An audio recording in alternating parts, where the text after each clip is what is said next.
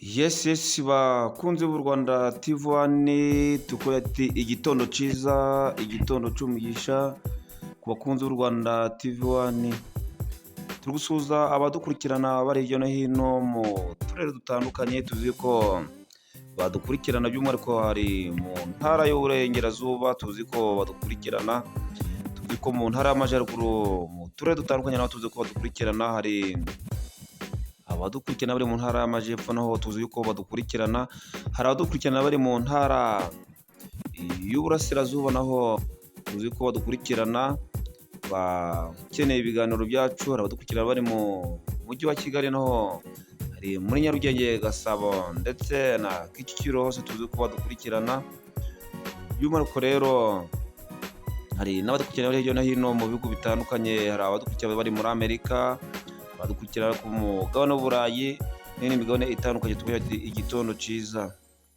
Ingingo z'ingenzi tujye kuvugaho by'umwihariko kuvuga muri shampiyona y'u Rwanda, uburyo amakipe akomeje gukina, bari kubabwira by'umwihariko turi kwibana no muri UEFA Champions League uburyo yaraye ibaye, turi kubabwira urutonde uburyo amakipe akurikiranye, turi kubabwira no muri Europa League uburyo amakipe nayo uyu munsi araza gukomeza.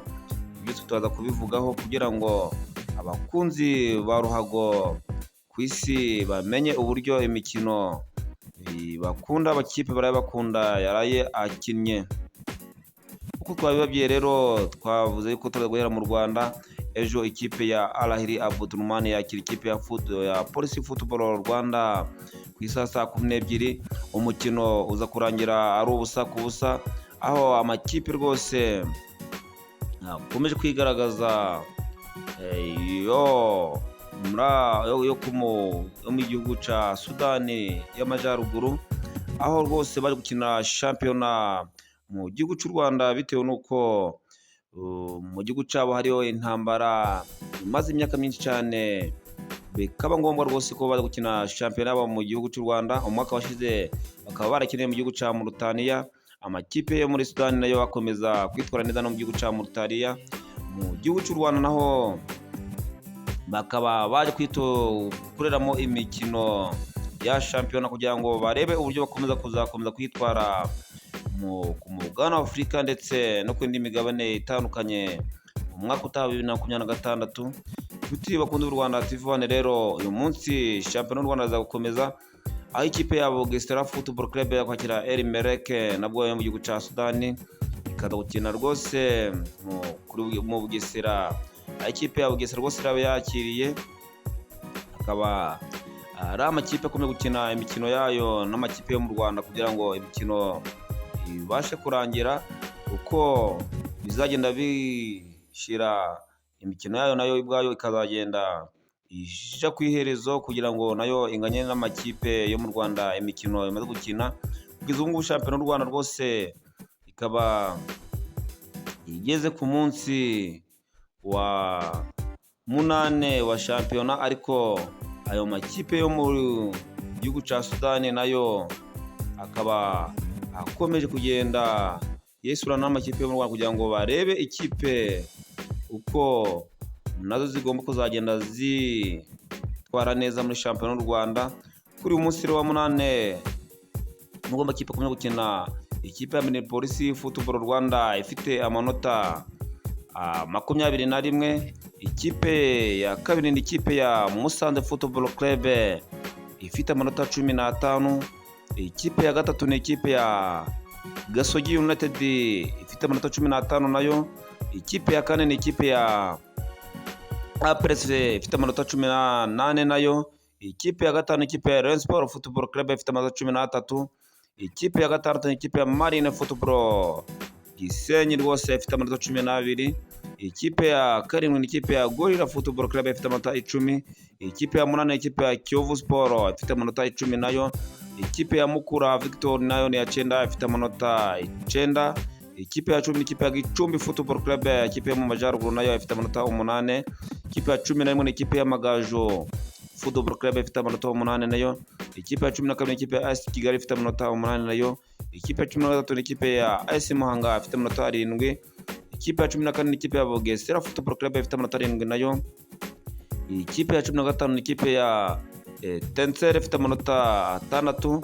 Ikipe ya 16 ni Rutsiro Football Club ifite amanota 6 nayo. Ikipe ya 17 ni ikipe ya Al Ahly Abudurmani ifite amanota 4.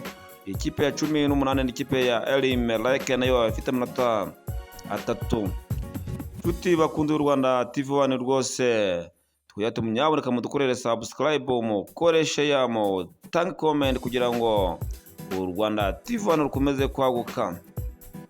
Uko twabibabwiye rero muri Champions League ku mugoroba aho yarayikomeje, aho ikipe rwose ya FC Copenhagen yaje kwisengera ibitego 3-2 ikipe ya Kent Almantar. Ikipe ya Pafos Football Club na AS Monaco binganya ibitego 2-2.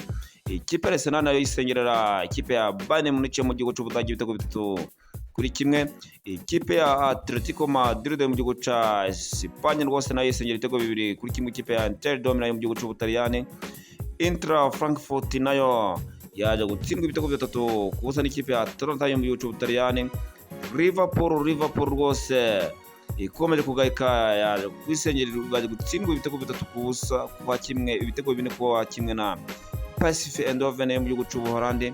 Olympiacos nayo iza gutsindwa na Real Madrid ibitego 4-3. Paris Saint-Germain rwose yitwara neza cyane imbere ya Tottenham. Paris Saint-Germain itsinda ibitego 5-3.